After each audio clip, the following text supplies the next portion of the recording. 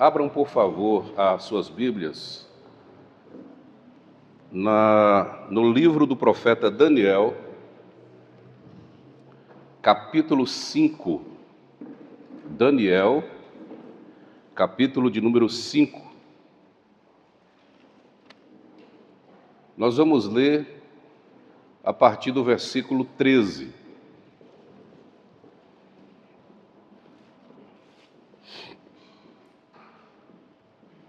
Daniel, capítulo 5,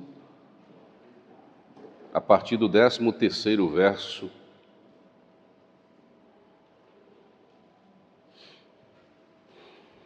Onde está escrito assim: Então Daniel foi introduzido à presença do rei. Falou o rei e disse a Daniel: És tu aquele Daniel? És tu aquele Daniel? Aquele Daniel, dos cativos de Judá, que o rei meu pai trouxe de Judá? Tenho ouvido dizer a teu respeito que o Espírito dos deuses está em ti, e que em ti se acham luz, inteligência e excelente sabedoria. Acabam de ser introduzidos à minha presença os sábios e os encantadores para lerem esta escritura e me fazerem saber a sua interpretação, mas não puderam dar a interpretação destas palavras. Eu, porém, tenho ouvido dizer que de ti, ou melhor, tenho ouvido dizer de ti, que podes dar interpretações e solucionar casos difíceis. Agora, se puderes ler esta escritura e fazer-me saber a sua interpretação, serás vestido de púrpura, terás cadeia de ouro ao teu pescoço e serás o terceiro no meu reino. Então respondeu Daniel e disse na presença do rei: Os teus presentes fiquem contigo, e dá os teus prêmios a outrem. Todavia, lerei ao rei a escritura e lhe darei saber a interpretação. Somente até aqui.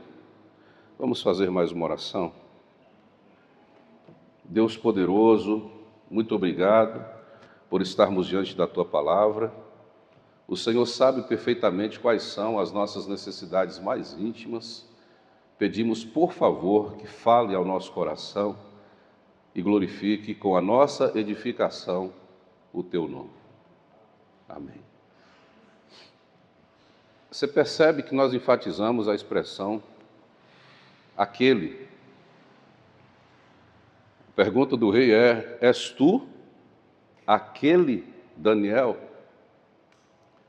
Aquele é um pronome demonstrativo que indica algo que está distante, ou também uma afirmação que foi anteriormente dita. Quando se diz de Daniel, você é aquele, ele quer saber se Daniel do presente é o mesmo Daniel das histórias do passado.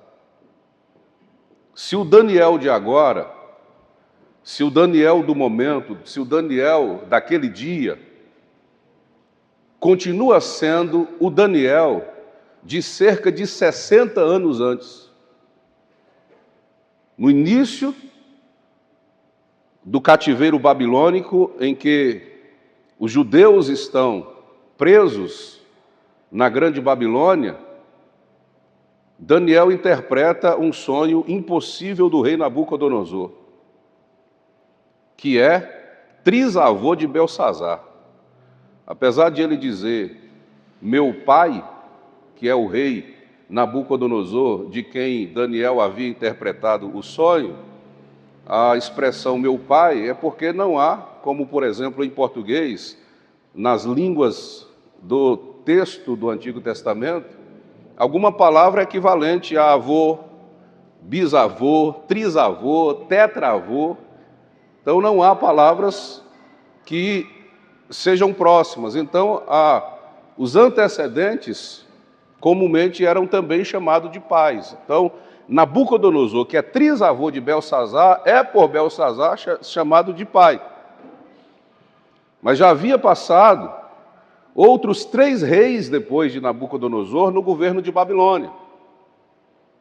E ele pergunta: é você aquele Daniel, de cerca de 60 anos antes, que fez isso, que tinha um espírito excelente dos deuses? Você permanece sendo a mesma pessoa, a mesma figura? E aí entra uma questão que é até não apenas teológica, mas ela é também filosófica, porque depois de 60 anos, Daniel certamente não é mais aquele. Porque todos os dias a gente vai sofrendo transformações e mudanças. Então, o cristiano de hoje não é o cristiano de poucos dias atrás, ou quem sabe, de ontem, ou de hoje pela manhã. O filósofo de Éfeso, Heráclito, disse: não se pode tomar banho 2 vezes no mesmo rio. Não se entra 2 vezes no mesmo rio. Por que razão? Porque quando você entra no rio e sai do rio, e você volta a entrar no rio, as águas que você entrou anteriormente, que te banharam anteriormente, já foram embora. As águas que você entra depois da sua primeira entrada já não são mais as mesmas. E Heráclito explica: o rio não é o mesmo e o homem não é o mesmo, porque tudo muda o tempo inteiro. Então nós mudamos, nós somos o tempo inteiro transformados, nós somos mudados o tempo inteiro, a vida nos molda o tempo inteiro. Aí você pensa: quem era você há 10 anos? No mínimo, o espelho vai dizer que houve algumas mudanças. Com relação aos sentimentos, você também vai perceber que houve algumas mudanças. Com relação ao comportamento, você também perceberá que houve algumas mudanças. Existem mudanças, transformações que são para melhores. Mas existem outras mudanças que são pioramentos na nossa existência. De qualquer modo, sofrendo mudanças e transformações o tempo inteiro, porque o rio não é mais o mesmo e o homem não é mais o mesmo, porque o tempo inteiro a gente está mudando e as coisas estão em processo de mudança, a gente carrega a vida inteira alguns elementos do nosso tempo passado. Apesar de você ter mudado e não ser mais aquela pessoa de há 10 anos, de não ter mais a mesma energia, de talvez não ter mais a mesma empolgação, quem sabe de não ter mais o mesmo humor, quem sabe de não ter mais a mesma alegria, alguma coisa do tempo passado você ainda carrega no tempo presente. O você de hoje ainda tem muitos elementos e muitos traços do você de ontem. Porque a base que nos constitui muitas vezes se mantém. Para a gente desconstruir uma construção e uma identidade inteira não é tão simples, não é tão fácil. Alguma coisa do nosso passado a gente ainda carrega. A questão é, o que do tempo passado a gente ainda carrega? O que o rei quer saber?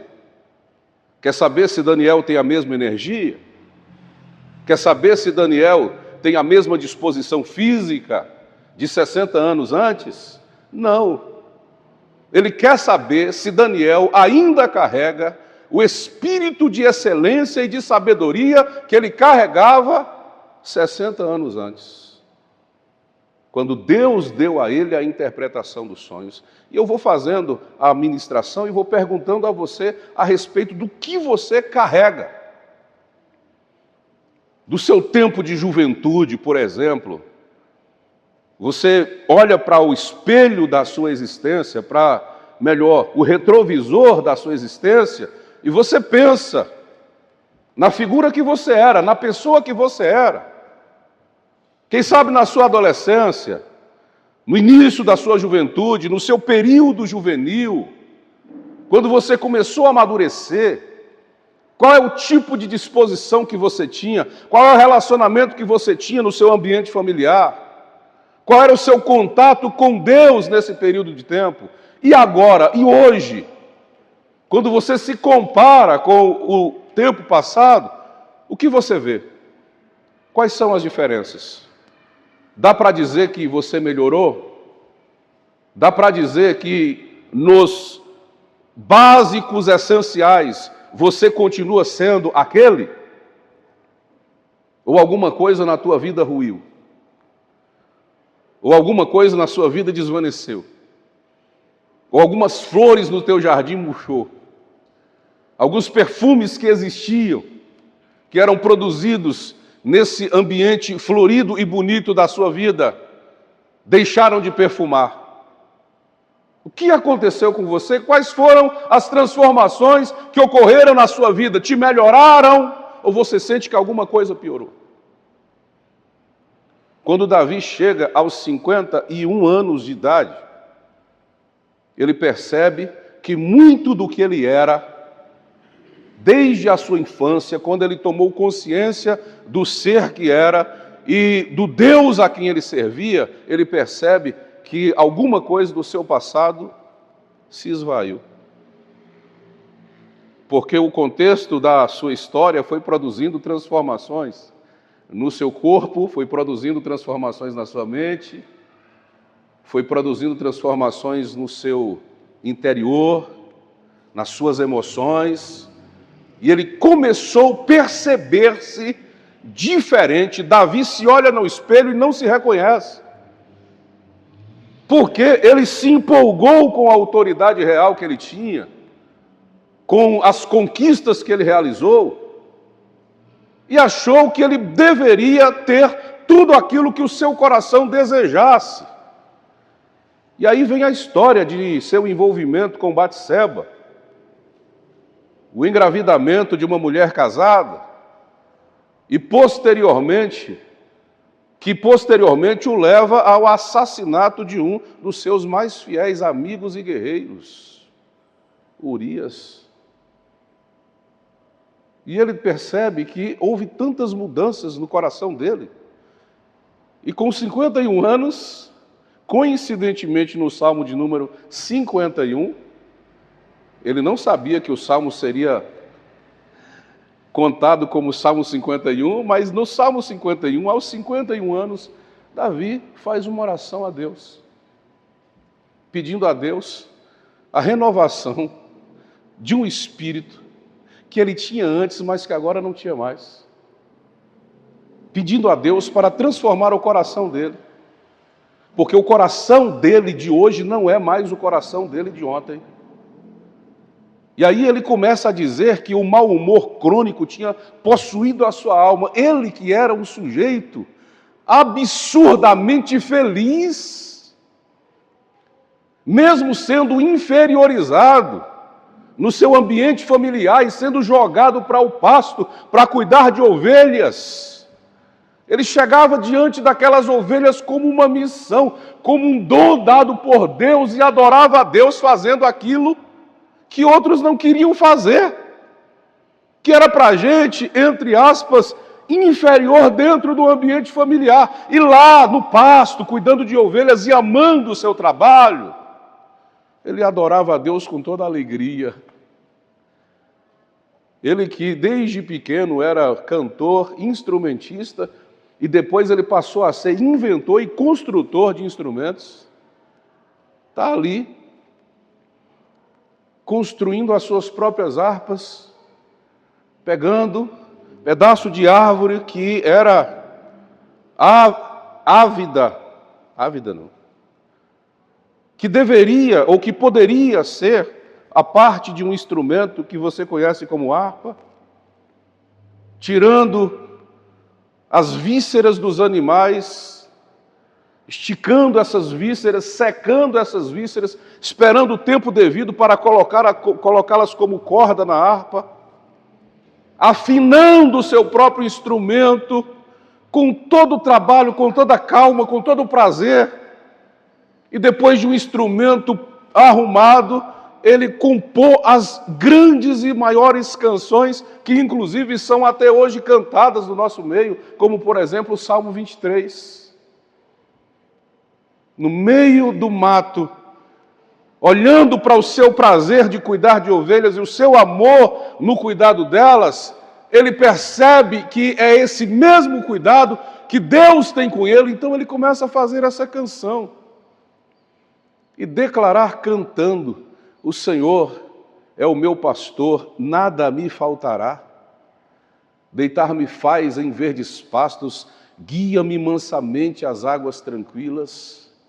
E dedilhando a sua harpa e cantando e adorando a Deus, quando ele chega aos 51 anos e começa a pensar no Davi de ontem, no Davi de antes, no Davi com 12, 13, 14 anos de idade, cuidando de ovelhas e compondo canções maravilhosas, ele começa a pensar: onde é que está aquele garoto que tão quebrantadamente adorava a Deus? Onde é que está o humus, o humor, a umidade interna, que parece que se secou como uma árvore seca e se quebra? Ele diz: os meus ossos doem, como os ossos de uma pessoa de uma idade avançada e com doenças. Eu sinto o peso da mão de Deus sobre mim por causa do meu pecado. Mudou a minha alma, mudou a minha mente, mudaram os comportamentos do meu próprio corpo físico por causa do que está acontecendo dentro de mim. E ele busca de Deus uma renovação. Porque Davi está querendo restaurar aquele Davi. O Davi das canções, o Davi da poesia, o Davi da adoração a Deus, o Davi da simplicidade, o Davi da pureza, o Davi que esperava a sua hora, o Davi que não sabe o que está acontecendo na sua casa, mas tem um profeta lá, sumo sacerdote, que está buscando o ungido de Deus, e os seus 7 irmãos vão passando diante da presença do seu pai. Todo mundo passa, aqueles que aparentemente são fortes e que poderiam ocupar o lugar de governo no trono de Saul, e Deus dizendo para Samuel: nesse não, esse também não, esse também não. E Samuel diz: ué, acabaram os mancebos? E o que aconteceu? Cadê os jovens da casa? Aí Jessé lembra: tem mais um, mas não está aqui, não está entre os privilegiados da casa, ele está no mato, cuidando de ovelhas. E o profeta diz: então manda chamar. E vem lá Davi, inocente, sem saber absolutamente de nada do que está acontecendo. A sua relação com Deus é pura, é tranquila, é calma, é sem pressa. Não se adianta, não tem ambições. Não, eu quero apenas viver com Deus, me relacionar com Deus, ser útil naquilo para o qual eu fui chamado para ser útil e viver desta maneira, tá bom? Não quero mais do que isso. Só que Deus havia preparado algo maior para Davi, maior do que ele esperava, maior do que ele imaginava, maior do que ele propunha, maior do que ele buscava, maior do que ele projetava, assim como muitas vezes ele faz com a vida da gente. Quando a gente vai vivendo a nossa existência apenas fazendo o bem, produzindo o bem, amando o próximo, ajudando a quem precisa da nossa ajuda, Deus nos céus, que tem algo traçado para nós, vai operando as coisas, vai movendo as coisas, vai limpando os caminhos, vai airando o terreno, vai plantando a semente, o fruto está ali, ainda inexistente, em uma semente que está morrendo debaixo da terra, silenciosamente vai crescendo, você não está vendo nada, você não está ouvindo nada, mas ela eclode, ela vai crescendo suas raízes, depois sai uma ponta da planta, você nem percebe, ela vai crescendo, quando pensa que não, olha aquela planta produzindo frutos. É isso, o plano de Deus para a nossa vida vai acontecendo dessa forma, e assim aconteceu com Davi. Quando ele chega em casa, está aquela reunião, que ele não sabe o que é, e o profeta ouve de Deus: está aí aquele que eu escolhi para ser rei de Israel. Chama para o meio, coloca no centro e derrama óleo sobre a sua cabeça. Davi, aos 51 anos, com o coração todo seco, começa a se quebrantar diante de Deus e dizer: Senhor, restaura aquele menino. Devolve aquele coração de menino. Irmãos, depois que você passa por algumas experiências da vida, talvez não sejam nem experiências amargas, mas às vezes até experiências boas, algumas coisas vão mudando dentro de você sem você perceber. Aí você vai vivendo, às vezes vai esquecendo as pessoas que te abençoaram, que te ajudaram, que te levantaram, que te fizeram crescer. Você vai vivendo o seu dia ali, a sua experiência ali, reduzindo aquele contexto e aquele momento, e você vai se esquecendo de quem você era, de onde você veio, as pessoas que te alimentaram. É comum que isso aconteça com a gente, mas de vez em quando a gente precisa buscar esta renovação de mente para entender quem de verdade a gente é. E Davi só teve essa compreensão quando ele foi amassado por Deus. Então, algumas mudanças na vida da gente vão acontecendo desta maneira. O rei pergunta: és tu aquele Daniel? Qual Daniel? O Daniel que foi trazido violentamente para Babilônia, mas que, por ser parente do rei de Judá naquela época, e de ter, junto com os seus amigos, habilidades intelectuais superiores aos demais moradores de Jerusalém, foi levado para um lugar especial de Babilônia. Foram experimentados intelectualmente, perceberam que eles tinham habilidades incomuns. Então foram ensinados com toda a sabedoria que havia no conhecimento babilônico, com todo o letramento babilônico, e percebeu-se que ele e os seus outros amigos despontavam em sabedoria. Os seus comportamentos eram diferenciados. Então foi colocado para que ele também fosse, junto com os outros, treinado entre os sábios e magos. E diferente da imaginação que a gente tem a respeito de mágico aqui, eram pessoas das ciências, as ciências mais altas que existiam naquela época, e aquele império e aquelas regiões tinham ciências altíssimas. Alguns conhecimentos, inclusive, que se perderam e que nós hoje, com toda a inteligência artificial e com todo o conhecimento abrangente que temos, não sabemos. E eles tinham esse tipo de ciência. E eles eram treinados na interpretação dos sonhos. Havia um grupo ali de pessoas que era treinada para interpretar os sonhos. E o nosso querido Davi e os seus companheiros eram muito hábeis na interpretação dos sonhos, na compreensão do que estava acontecendo na mente de uma pessoa que está dormindo e que tem um sonho. Conta o sonho e os intérpretes começam a apresentar as suas teorias a respeito do que o sonho está falando para ele. Mas a questão é que Davi tinha algo mais. Daniel. Tinha algo mais. Daniel, além de toda a ciência, ainda tinha a revelação de Deus. Aí Nabucodonosorzão, que é o grande governador de Babilônia, o grande Nabucodonosor, deitou, dormiu, sonhou, acordou atribulado e não conseguiu dormir mais. E ele não sabia qual era o sonho que ele tinha tido. Mandou chamar todos os sábios do seu governo, os que estavam ali, os especialistas que eram chamados caldeus, parte do povo babilônico, que era especialista na interpretação dos sonhos, todos os sábios e todos os magos, colocaram diante dele, e ele disse: eu quero que vocês me digam qual foi o sonho que eu tive e qual foi a minha interpretação. E os sábios diziam insistentemente: ó grande rei, se o Senhor nos disser o sonho, certamente nós diremos a interpretação. Mas se o Senhor não disser o sonho, é impossível a qualquer ser humano interpretar o seu sonho. Porque os sonhos estão com os deuses, mas os deuses não moram entre nós.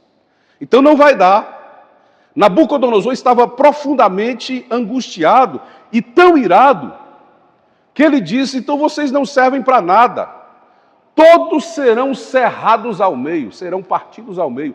Todos os sábios, todos os mágicos, todos os especialistas caldeus serão mortos. E decretou a sentença.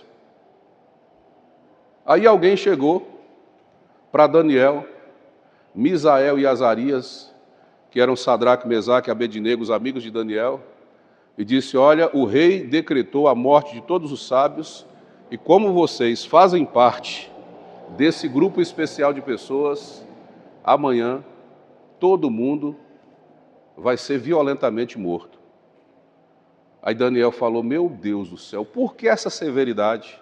E alguém disse: é porque o rei teve um sonho e queria que os adivinhos, os magos, os caldeus, os sábios dissessem e interpretassem o sonho, só que ninguém sabe interpretar um sonho, que eles não sabem qual é o sonho. Daniel disse: diga ao rei que o Deus dos céus revelará o sonho. Dá só mais um dia. Chamaram o rei e disseram: olha, tem um rapazinho aí, daqueles que vieram cativos de Judá, que está no grupo dos sábios entendidos, que diz que Deus pode revelar os sonhos, pediu mais um dia. Chamou os colegas de oração, Sadraque, Mesaque e Abednego, e disseram: olha, vamos passar a noite na presença de papai, orando e pedindo a interpretação, e foram orar. Quando pensa que não, altas horas da madrugada, Deus revela a Daniel o sonho. E Daniel fica feliz, compartilha com seus companheiros, avisa ao rei, é chamado à presença de Nabucodonosor, e Nabucodonosor pergunta qual é o sonho e qual é a interpretação. E Daniel diz: ó grande rei, o Senhor estava de madrugada numa visão, e de repente o Senhor viu uma grande estátua. Tinha a cabeça de ouro, os ombros, peitos e braços de prata, o ventre era de bronze, junto com a parte das coxas, as pernas eram de ferro, e os seus pés era parte ferro e era parte barro. De repente veio uma pedra, que não foi lançada por mão humana, ela veio cortada, lançada de cima de uma montanha e bateu forte no pé da estátua. Esmigalhou os pés da estátua e de repente o ferro, o bronze, a prata e o ouro foram juntamente esmigalhados, de modo que a estátua inteira, alta e poderosa, se tornou em poeira. E veio um vento, soprou e não sobrou absolutamente nada daquela grande estátua. E a pedra pequena cresceu e ocupou o lugar da estátua. E te digo qual é a interpretação. A interpretação é que Deus está falando quem serão os governantes depois do seu governo. A cabeça de ouro é o grande império de Babilônia, é a representação da sua figura, que Deus deu o poder de governar uma grande extensão de terra e deu poder sobre todos eles. Só que depois do Senhor vem dois braços de prata, que é a junção de dois impérios, o Império Medo e o Império Persa. Ciro e Dario, que se juntarão com o seu exército, é um império inferior ao seu império, mas ele vai destruir o seu império e vai ocupar o lugar. Mas depois dele vem um outro império, inferior ao dele, que é de bronze. Vai destruir o Império Medo-Persa e vai ocupar o seu lugar.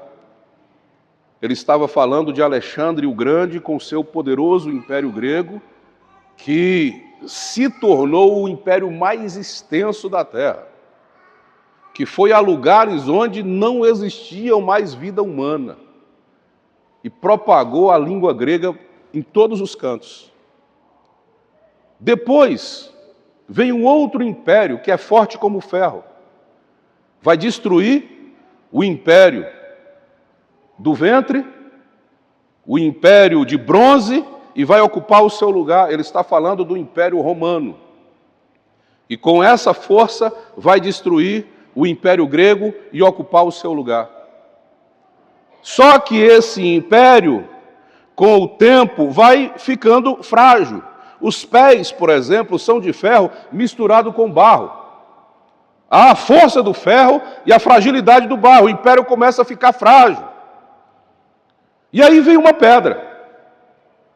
Do nada, sem ninguém lançar, sem ninguém cortar, e essa pedra vai bater no pé da estátua, vai derrubar os demais impérios e vai soprar, como o vento sopra a poeira e não sobra absolutamente nada. A história dos impérios vai passar e agora vai ficar um outro império, é a pedra, cortada não por mão humana, que vai permanecer e crescer como um império que ninguém poderá destruir.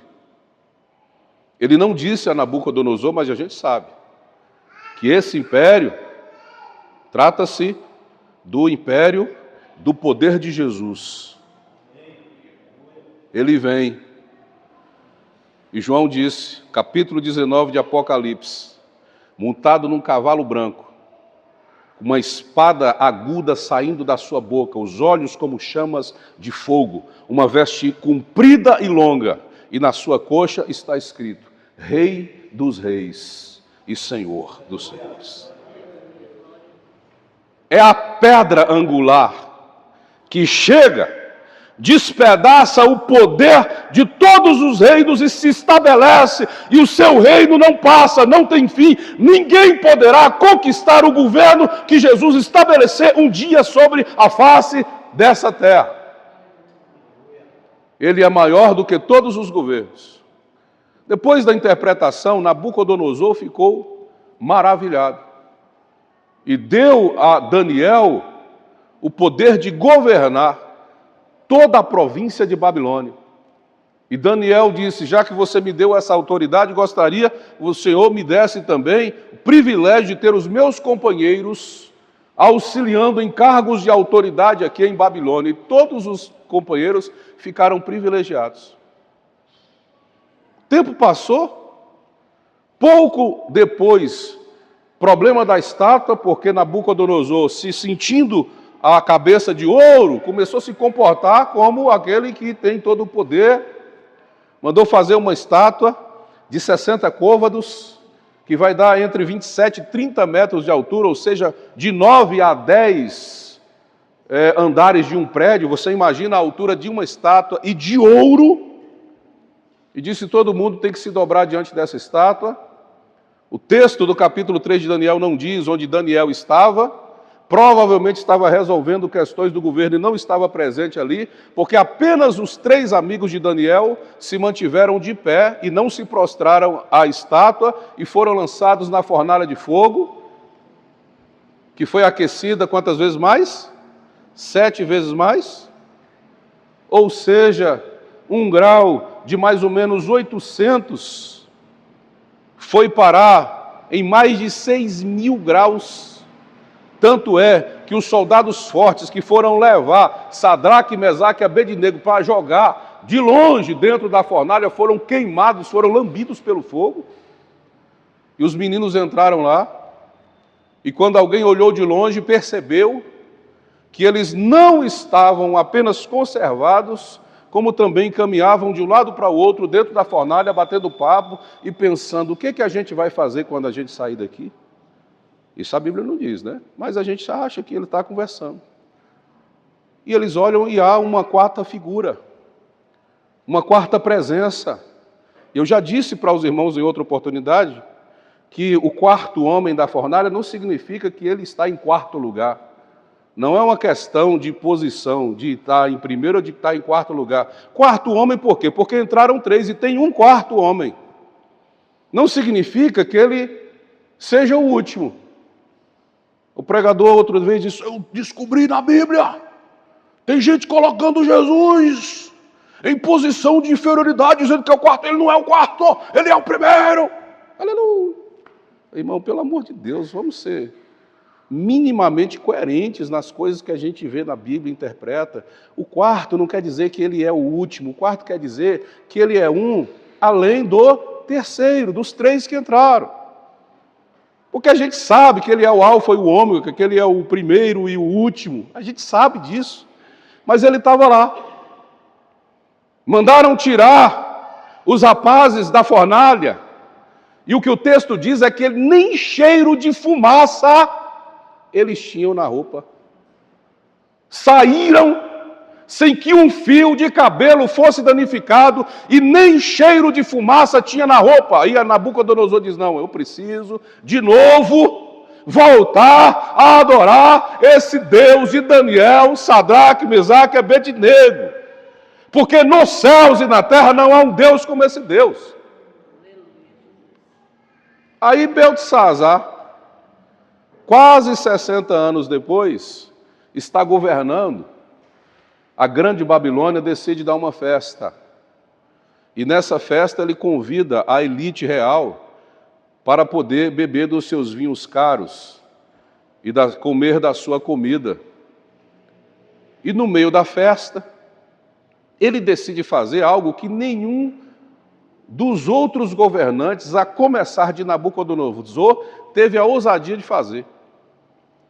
Quando os vasos foram tirados do templo de Deus, os vasos que serviam como elementos de culto no templo de Deus, usados pelos sacerdotes para adorar a Deus, foram trazidos para a Babilônia, Nabucodonosor disse, olha, coloca naquele lugar reservado aos utensílios dos meus deuses, porque isso não é para ser utilizado, é para ser reverenciado, respeitado, porque é um elemento do culto do Deus dos judeus, e nós não vamos mexer com isso. Os outros governos vieram, ninguém mexeu com isso, mas Beltesazar, que não conhece a história de ninguém, não conhece a vida de ninguém, não respeita o passado de ninguém, que chega do nada, que recebe uma herança e acha que é superior a tudo e a todos. Será que tem gente assim? Olha para você, não sabe quem é você, não conhece a sua história, não sabe o que Deus já fez na tua vida, simplesmente ignora tudo e todos e diz, manda trazer os utensílios do templo que o meu trisavô trouxe de Jerusalém, porque nós vamos, permita uma expressão esdrúxula, comer água nos vasos da casa de Deus. E trouxe. E beberam. Começaram a beber e a dançar, e achando pouco, começou a blasfemar de Deus, se colocando numa posição de superior. No palácio, tinha uma parede caiada, branca, alta, como essa parede aqui. Provavelmente maior.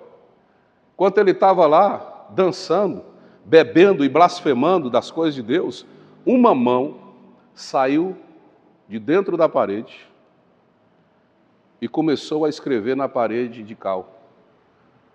Palavras, meme, tekel, parrazim. E aí, texto do capítulo 5 de Daniel diz que Beltesazar começou a tremer de tal maneira que ele perdeu o controle das juntas dos joelhos, que batiam no outro, como se fossem castanholas. Ele perdeu a força das juntas, os braços esmoreceram, e ele começou a se apavorar de medo. E aí vem a mesma história, vamos trazer os sábios, vamos trazer os entendidos, vamos trazer os adivinhos, vamos trazer os especialistas caldeus para poder interpretar os sonhos, ou a visão, ou o texto que foi escrito. Todo mundo chega e ninguém interpreta nada. Ele diz, vamos aumentar a oferta.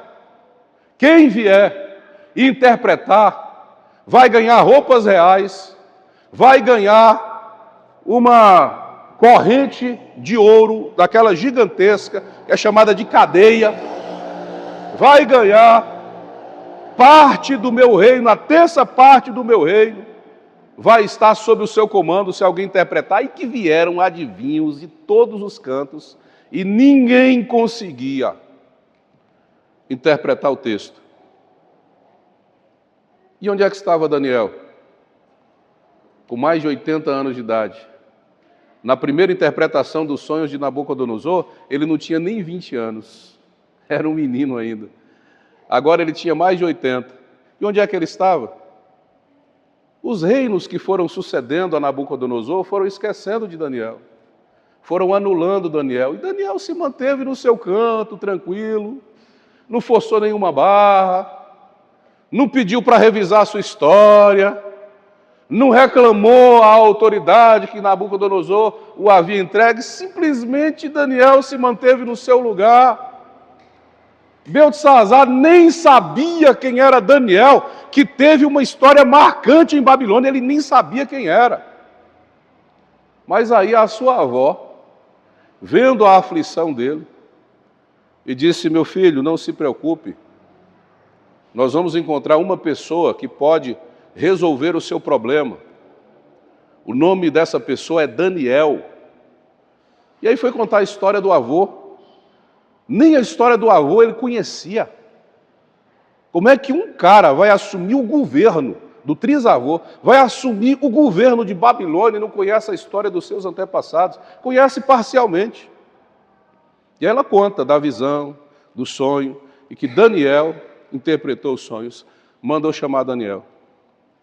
Aí chega Daniel, com a sua calma, com a sua lucidez, e Beltesazar diz, olha, se você interpretar o sonho, você vai ganhar cadeira de ouro, vai ganhar vestes de púrpura, e vai ser o terceiro no meu reino. Daniel diz, meu filho, você pode ficar com o seu tesouro, os seus presentes você doe para outras pessoas, o que Deus me dá, eu não vendo. O que Deus me deu é para abençoar as pessoas. Eu não estou aqui para trocar aquilo que Deus me dá como revelação por bem nenhum. As coisas de Deus não podem ser negociadas. Mas eu vou te passar a revelação. A palavra mene ali significa número. Deus contou o teu reino. A palavra tekel significa peso, tem a ver com balança. Deus pesou com juízo o teu reino e percebeu que você estava em falta. A palavra parzim, ou peres, significa divisão, porque Deus contou o teu reino, pesou o teu reino e vai dividir o teu reino. Hoje mesmo, o teu reino vai ser entregue a outro governo. Irmãos, ninguém sabia. Babilônia estava em festa, Beltesazar estava em festa. Mas uma profecia do capítulo 25 do profeta Isaías estava caminhando como um exército forte para os muros de Babilônia. A profecia falava a respeito de Ciro, que é governador da Pérsia, que se juntou com o seu parente chamado Dario, governador do Império Medo, e os dois foram invadir a Babilônia. Os muros de Babilônia eram intransponíveis, então quem é que tinha medo de um exército do lado de fora?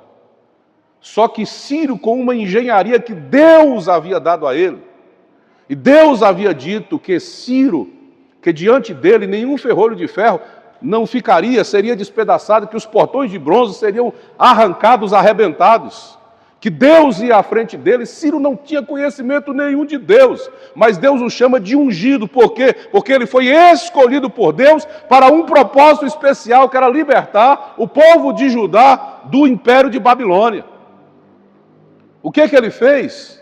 Ele desviou o rio que passava no meio de Babilônia, sem que ninguém percebesse, e o seu exército entrou pelo leito seco do rio e invadiu Babilônia na mesma exata noite em que Beltesazar estava dando festa no seu palácio e desmerecendo e desonrando a Deus e os seus utensílios.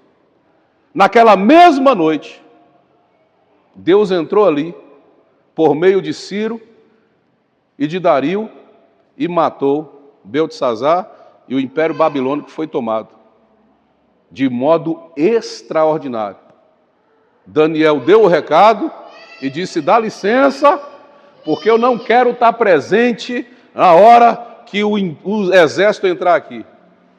Quando Dario chegou e assumiu o governo, com um acordo com Ciro, assumiu o governo de Babilônia, Dario ficou invocadíssimo com Daniel. Flávio José disse que ele foi morar na Média com Daniel, levou Daniel para morar na Média, onde por um tempo ele morou, para que Daniel fosse governador de todas as autoridades que também exerciam função de autoridade no governo babilônico. Aquele Daniel, que agora é mais velho, continua tendo a essência do Espírito de Deus. Esta noite, quando te for perguntado, você continua sendo aquele? Você tem que saber que muita coisa mudou, mas algumas coisas precisam permanecer na nossa vida. Aquele que adora a Deus, aquele que respeita a família, aquele que ama o próximo, aquele que, independente das circunstâncias, mantém o seu coração bondoso, aquele que segue a Jesus e que serve a Jesus, aquele que está inteirado com o propósito de Deus na sua vida, precisa permanecer, apesar de todas as transformações, de todas as mudanças pelas quais nós passamos na vida. Aquele Daniel do passado ainda foi o Daniel do futuro, que depois, no governo de Dario, foi invejado pelas autoridades, foi lançado na cova dos leões, mas Deus, mais uma vez, livrou Daniel da astúcia dos seus adversários, e aqueles que jogaram Daniel na cova foram posteriormente lançados. A Bíblia não diz, mas Flávio José conta que, segundo a história cultural dos judeus, quando Daniel saiu da cova dos leões, aqueles que haviam investido contra ele disseram: Dario deu alimento para os leões. Os leões tinham ficado com fome aí mais de semanas para poder destruir Daniel, por inveja dos adversários, quando Daniel caísse da cova. Dario deu comida, por isso que Daniel não foi devorado. E Dario disse: Daniel não recebeu comida, ou os leões não recebeu comida, não estavam fartos. Foi Deus quem livrou. Mas para provar a vocês que foi Deus quem livrou Daniel, tragam carne e encha a barriga dos leões de comida. Depois que eles estiverem cansados de comer, nós vamos lançar vocês dentro da fornalha para ver se vocês também sairão livres, como Daniel saiu. Se o argumento de vocês for verdadeiro, daqui a pouco a gente conversa. Encheram a barriga dos leões. Quando lançaram os homens dentro da cova, meu Deus do céu, eles nem caíam. O texto diz que os leões avançavam, quando eles iam caindo, os leões avançavam neles em cima, estraçalhavam e rasgaram eles todinhos nos dentes. E aí, Dario diz: o Deus de Daniel vai ser mais uma vez reverenciado em Babilônia, porque ele é o Deus que fecha a boca dos leões para livrar os seus servos. Aquele Daniel continuou sendo, desde a sua tenra idade, da sua juventude, até a sua idade mais avançada, o Daniel, que tinha o espírito excelente do Deus vivo. Mais uma vez, nós somos mudados pelas circunstâncias, pelo tempo, mas algumas coisas não podem ser mudadas. O seu amor por sua família não pode mudar. O seu respeito pelas pessoas não pode mudar. A sua consideração por quem te abençoou não pode mudar. A sua promessa que você fez diante do altar, sua esposa, o seu esposo não pode mudar. A relevância dos filhos que Deus te deu, sentimento de amor e do que você tem como obrigação diante deles não pode mudar. Algumas coisas precisam permanecer como base da nossa existência. Amém, irmãos? Você pode ficar de pé?